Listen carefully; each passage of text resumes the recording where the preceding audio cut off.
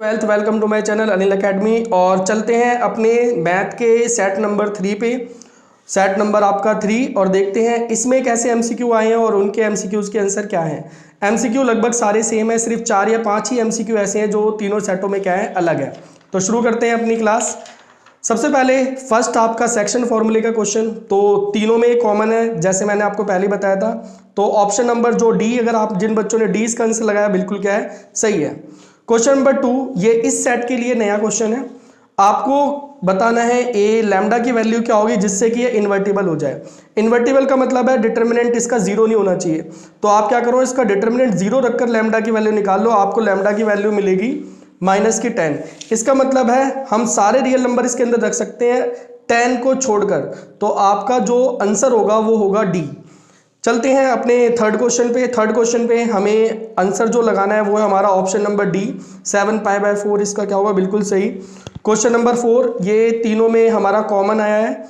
ये पॉइंट है और इस लाइन के हमें पैरेलल एक लाइन बनानी है। तो ऑप्शन नंबर जो डी है हमारा, इसका भी क्या है, बिल्कुल सही है।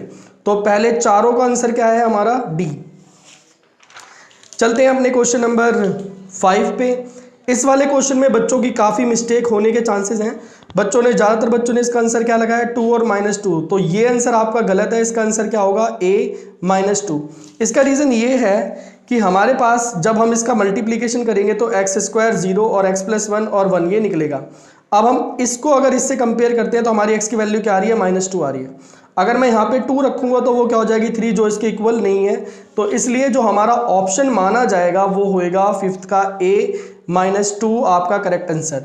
6th, तीनों सेट में कॉमन क्वेश्चन है और इसका आंसर जो है सही वो है आपका ऑप्शन नंबर ए, -60 यूनिट पर सेकंड।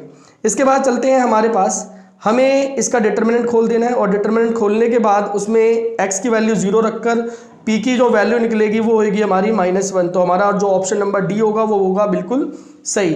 ये इस सेट का नया क्वेश्चन है। और 8th common question, option number D इसका क्या होगा, बिल्कुल सही। क्वेश्चन नंबर 9th तीनों में कॉमन है और इसका जो सही आंसर है वो भी है ऑप्शन नंबर डी।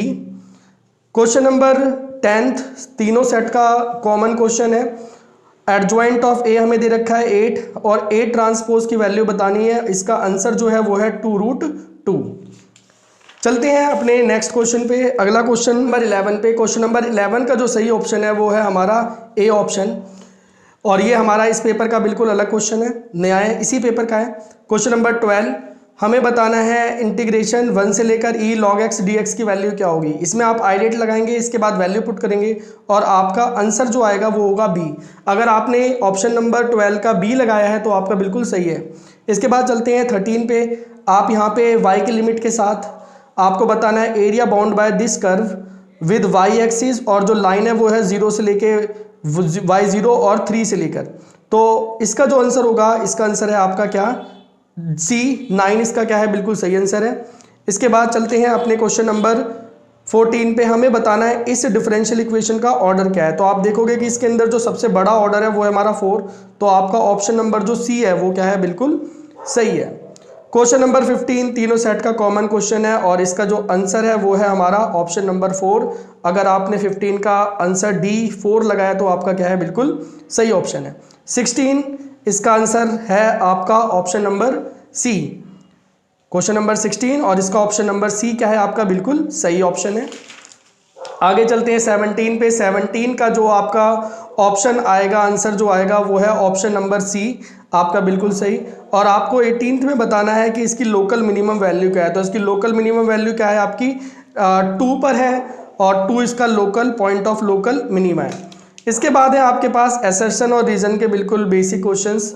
तो हमारे पास 19 असर्शन रीजन तीनों सेट में कॉमन क्वेश्चन है। तो आपका जो 19 का ऑप्शन है वो है आपका C।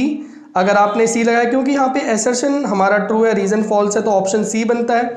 और 20 का, क्योंकि थोड़ा मैं डाउटफुल हूँ, तो इसका ऑप्शन A या फिर B में से कोई एक है। C और D तो बिल्कुल गलत ही है, इसका आंसर A और B में से कोई एक होगा। तो ये थे आपके सेट तीसरे सेट के MCQ। होप कि आप सारे बच्चों के ज़्यादा से ज़्यादा MCQ सही हो और आप सारे बच्चों के लिए good luck for your bright future.